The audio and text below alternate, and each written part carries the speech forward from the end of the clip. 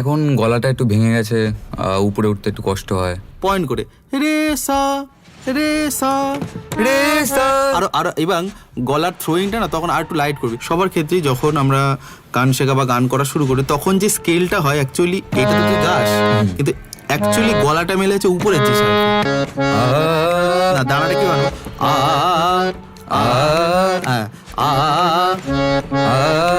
এই মানে প্রত্যেকটা নোট যেন ভিজুয়াল মানে তুই দেখতে পারি যে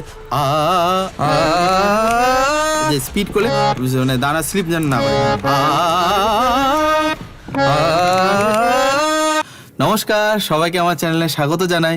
আশা করি আপনারা সবাই ভালো আছেন, সুস্থ আছেন এবং মন দিয়ে রেয়াজ করছেন। তো প্রতি ভিডিওতেই আপনারা দেখেন আমাকে যে আমি একাই আপনাদের শেখাই, গান দেখিয়ে দিই। তো আজকে একটা বিশেষ দিন, কারণ আজকে এসছে আমার স্টুডিওতে, আমারই ক্লাসরুমে আমার ক্লাস চলছিল। তো ওকে নিয়ে আমি বললাম যে চল শুভদীপ একটা ভিডিও করি। যে অনেকে আপনারা আমাকে বলেছেন যে ছেলেদের গলা ভাঙলে বা ভয়েস চেঞ্জ হলে বা যারা নতুন শুরু করছেন, টিনেজার আছেও যারা, তো কীভাবে তোমরা গান শুরু করবে, কোন স্কেল নির্বাচন করবে, তো সেই রিলেটেডই আজকের এই ভিডিও। তো ভিডিওটা সম্পূর্ণ তোমরা সবাই দেখবে, তাহলে অবশ্যই অনেক কিছু জানতে পারবে। তো চলো আর বেশি সময় নষ্ট না করে আজকের এই ভিডিও শুরু করি। আচ্ছা শুভদীপ, আমাকে বল যে তুই এখন কোন ক্লাসে পড়িস? এই মাধ্যমিক দিলাম। আচ্ছা মাধ্যমিক দিলি, তাই তো? এবং গান তোর মানে আগে শেখা তুই শিখতিস ছোটবেলা থেকেই, তো তখন যেরকম ভয়েস ছিল এখন কিরকম কি চেঞ্জ হয়েছে ভয়েসের মধ্যে, কি মনে করছিস? এখন গলাটা একটু ভেঙে গেছে, উপরে উঠতে একটু কষ্ট হয়।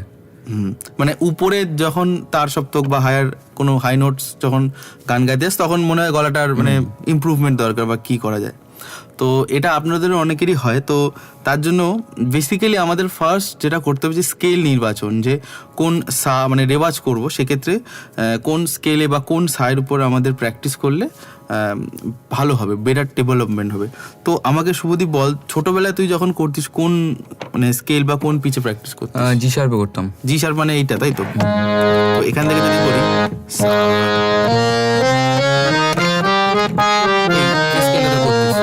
আচ্ছা, এইবার যেটা হয় অ্যাকচুয়ালি এইখানে একটা প্রশ্ন আপনাদের সবার থাকে বা ওরও মনে থাকে যে এইটা তো সা হবে তোর।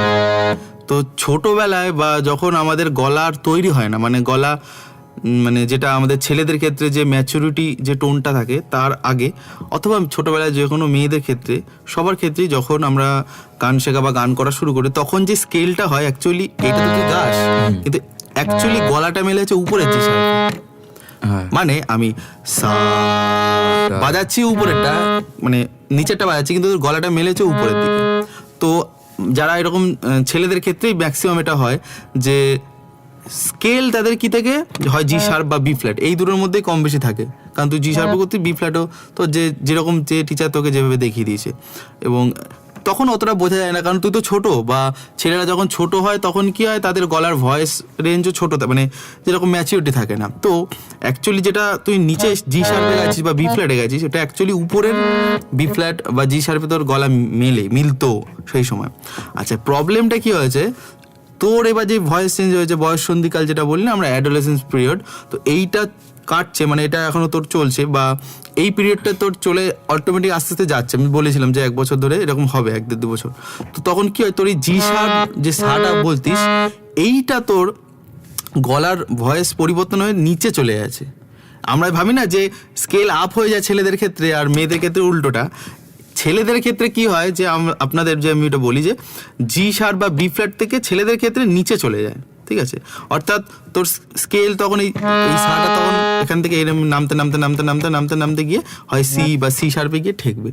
আচ্ছা এইবার এইটাই কিন্তু আমরা এবার এখান থেকেই গাইবো, কোনো অসুবিধার কিছু নেই।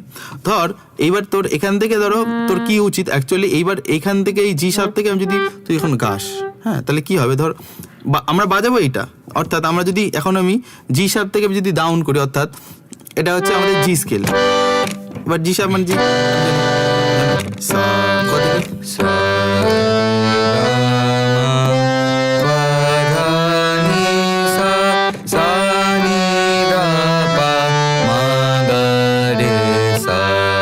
এইবার ধর এই এখান থেকে আরো নামতে নামতে এক একদিন এক একটা স্কেলে আমরা প্র্যাকটিস করব। মানে তোর যখন এই প্রবলেমটা হয় তানপুরায় চালিয়ে এই স্কেলটা প্রত্যেকটা স্কেলই করা উচিত। ধর এবার জি থেকে তুই এফ শার্পে করলি, অর্থাৎ তো এখান থেকে পদ দেখি সা রে গা মা পা ধা নি সা সা নি ধা পা মা গা রে সা। তাহলে এইটা হচ্ছে এফ শার্প। এবার আমরা অ্যাকচুয়ালি করছি কিন্তু এইখানে, আমি তোকে বারবার বোঝাচ্ছি যে নিচটা আমরা লাগাই গলা এইখানে, কিন্তু আমাদের অ্যাকচুয়ালি গলার টোনটা ম্যাচ করে এইখানে হারমোনিয়ামের। হ্যাঁ, তো এই এরকম করতে করতে করতে করতে এফ ধরে এবার ই থেকে যদি তুই করি, এবার নামতে নামতে নামতে নামতে গিয়ে আমার অক্টেভ চেঞ্জ হয়ে যায়। অর্থাৎ এখানে গিয়ে আমি আর তখন আর কি করি, উপরেরটা বাজাই না, তখন নিচেরটাই বাজাই। এক্ষেত্রে তোর ক্ষেত্রে আমি তোকে বলবো, তোর যখন মানে ভয়েসটা চেঞ্জ হয়ে গেছে, ফার্স্ট এই দুটো স্কেলে কমফোর্ট আছে কিনা তুই আগে বুঝতে হবে, জানি তোর সিতে করছিস সা, এখান থেকে করতে সা রে না, এবার একটা করে পিচ পিচ করে মানে পয়েন্ট করে করে করতে সা রে গা মা পা ধা নি সা সা নি ধা পা মা গা রে সা। আচ্ছা, তো একটা যখন একটু আগে আমি তোকে বলছিলাম যে যখন আমরা রেওয়াজ করবো না, মানে নিচ থেকে উঠবো না, সা না সা সা, মানে একদম পয়েন্ট প্র্যাকটিস হবে আর কি। সা রে গা মা পা ধা নি সা সা নি ধা পা মা গা রে সা। বুঝতে পেরেছিস তো? মানে এইভাবে কিন্তু এই এক স্কেলে করলে, ধর সি শার্প করলে, এবার দেখবি যে তোর গলাটা এবার কতটা প্রেশার তুই হ্যান্ডেল করতে পারছিস। অর্থাৎ সি দেবে সা সা রে গা মা পা ধা নি সা সা নি ধা পা মা গা রে সা। সি আর সি হিসাবে তোর গলা সিমিলারলি এই মিডিল অক্টাভে যাচ্ছে।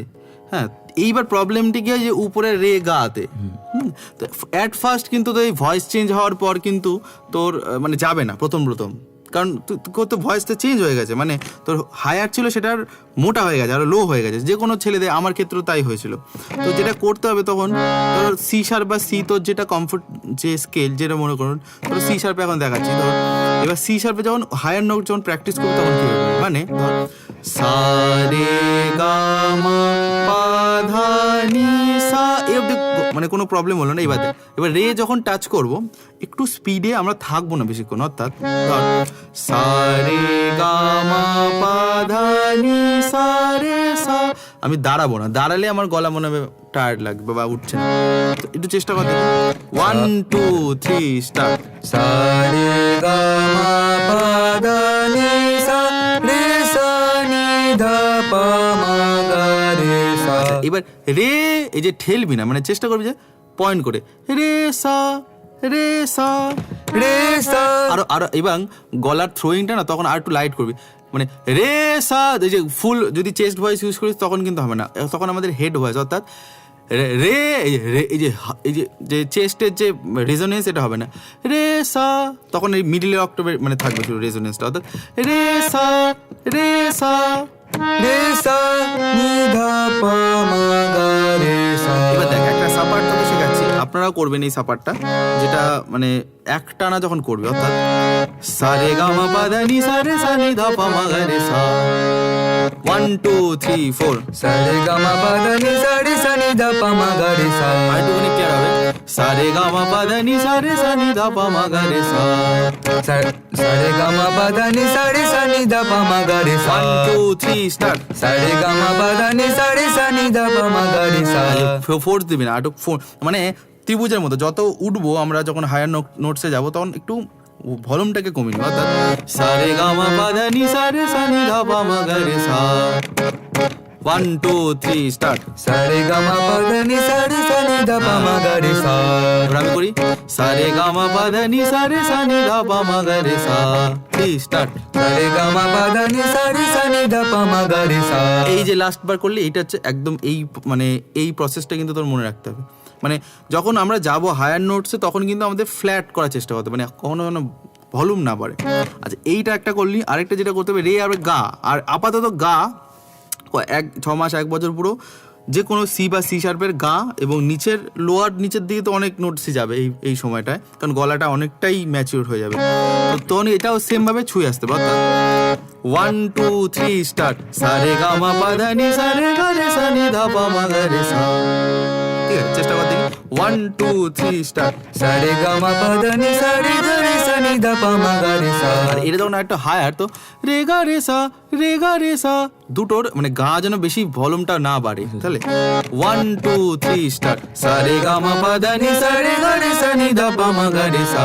আর চেষ্টা করবি যাতে আয়নার সামনে প্র্যাকটিস করবি যে গলার মানে মুখের যেন মানে বিকৃতি না হয়, মানে খুব যেন মনে হচ্ছে না মানে মুখ চোখ গাল কুচকি আছে, সেগুলো ট্রাই করবি। অর্থাৎ সারে গামা পাদানি সারে গা রে সা নি দা পা মা গা রে সা, সারে গামা পাদানি সারে গা রে সা নি দা পা মা গা রে সা।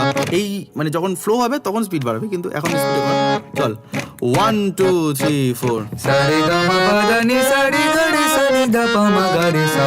1 স্টার্ট। সারে গামা পাদানি সারে গরে সানি দা পা মা গা রে সা। আর এবার একটু স্পিড বাড়ে 1 2 3 4। সারে গামা পাদানি সারে গরে সানি দা পা মা গা রে সা। সারে গা না এটা যে মানে এটা লয় যখন আমরা করবো সারে গা মা পা দা নি সারে গা রে সা নি দা পা মা গা রে সা 1 2 সারে গা মা এই রকম 1 2 3 স্টার্ট। সারে গামা পাদানি সারে গরে সানি দা পা মা গা রে সা। সারে গামা পাদানি সারে গরে সানি দা পা মা গা রে সা। সারে গামা পাদানি সারে গরে সানি দা পা মা গা রে সা। সারে গামা পাদানি সারে গরে সানি দা পা মা গা রে সা। তাহলে এইটা করবি। আর যখন আকারেও ট্রাই করবি, আকারে একটু স্পিডটা কমে এইখানে কিন্তু গন্ডগোল হয়, মানে আকারটা ভরম তোর বেড়ে যেতে পারে। দেখ খুব স্লো করবি, কর দেখি 1 2 3 স্টার্ট।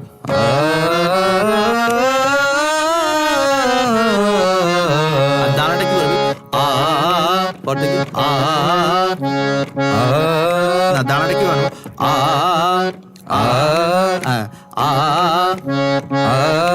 এই মানে প্রত্যেকটা নোট যেন ভিজুয়াল মানে তুই দেখতে পারি যে এরকম ভাবে গান মানে তার সব থেকেও যাবে, কিন্তু আগে এই জায়গাটা দেখে নি হ্যাঁ, তো দানাটা আনার জন্য করছি কিন্তু, ঠিক আছে? তো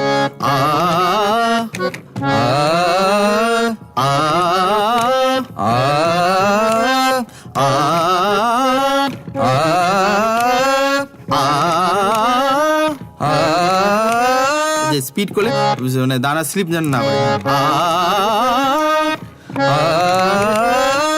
তারপরে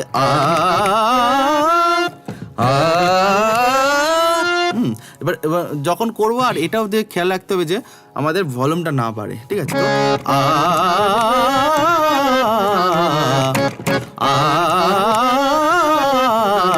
আমার সাথে কথা দেখি 1 2 3 স্টার্ট।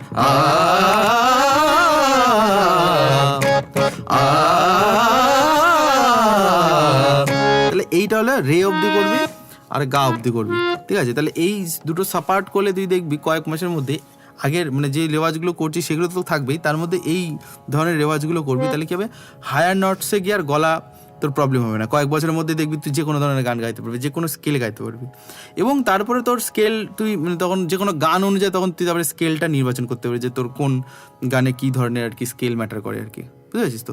তাহলে এই ছিল আজকের ভিডিও। আশা করি আপনাদের এই ভিডিওটা দেখে কিছু না কিছু অবশ্যই হেল্প আপনাদের হবে। আর যারা আমার কাছে ক্লাস করতে চান এই নাম্বারে আপনারা যোগাযোগ করতে পারেন, আমি অনলাইন অফলাইন দুটো ক্লাসই করাই। আর যারা এখনও সাবস্ক্রাইব করেননি অবশ্যই সাবস্ক্রাইব করে পাশে থাকবেন। তো দেখা হবে অন্য কোনো ভিডিও অন্য কোনো পর্বে। ততদিন অবধি ভালো থাকুন, সুস্থ থাকুন এবং মন দিয়ে রেয়াজ করুন। ধন্যবাদ।